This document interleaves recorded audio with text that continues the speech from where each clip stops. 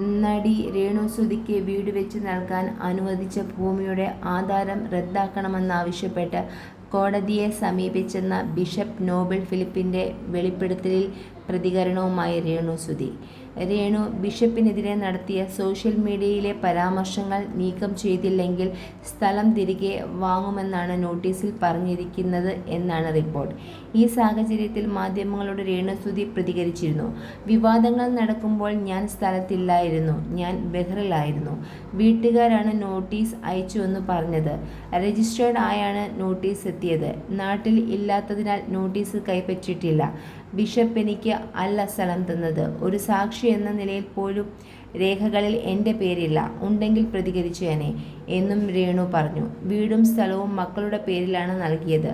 കൊല്ലം സുധിയുടെ 2 മക്കളായ രാഹുൽദാസിനും ഋതുൽദാസിനുമാണ് ബിഷപ്പ് സ്ഥലം കൊടുത്തത്. എനിക്ക് അവകാശമില്ല. പിന്നെന്തിനാണ് നോട്ടീസ് അയക്കുന്നത്? കുഞ്ഞുങ്ങളെയും കൊണ്ട് കടത്തിണ്ണയിൽ കിടക്കില്ല. നിയമപരമായി ഇറക്കിവിടട്ടെ. 5000 രൂപ കൊടുത്ത് വാടകയ്ക്ക് കഴിയാൻ ഇന്ന് എനിക്ക് കഴിയും.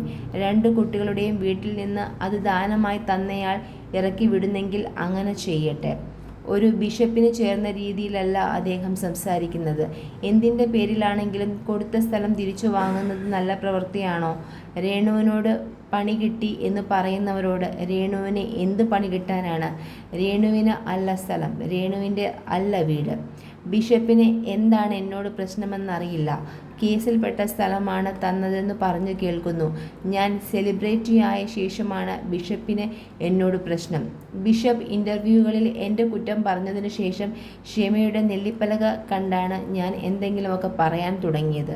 ആദ്യമൊക്കെ നല്ല സൗഹൃദമായിരുന്നു. വാട്സപ്പിൽ മെസ്സേജ് അയക്കാറുണ്ടായിരുന്നു അദ്ദേഹം.